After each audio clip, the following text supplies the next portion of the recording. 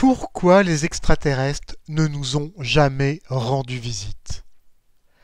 D'après les scientifiques, il y aurait 60 milliards de planètes habitables rien que dans la Voie lactée. Et dans notre système solaire, 2 planètes ont été habitables à un moment et il y en a une qui héberge de la vie intelligente. Enfin presque. On peut donc imaginer qu'il y a très peu de chances que la vie intelligente se soit uniquement développée sur Terre. C'est même pratiquement impossible.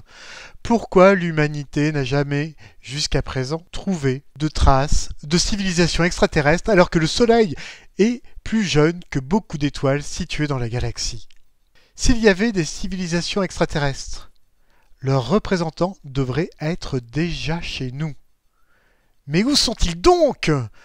Cette question, Enrico Fermi, un physicien italien, se l'est posée et elle est devenue l'énoncé de ce qui est aujourd'hui connu sous le nom de paradoxe de Fermi. Enrico Fermi s'est posé cette question à un moment où le monde vivait dans la peur du nucléaire. Il a alors énoncé cette objection. Combien de temps une civilisation qui a découvert le temps, la physique nucléaire, peut-elle survivre à sa propre puissance?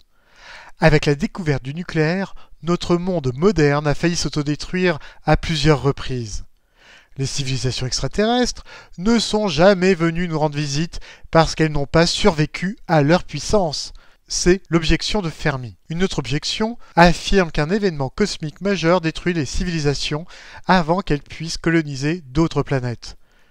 C'est ce qui arrive en moyenne toutes les 200 millions d'années.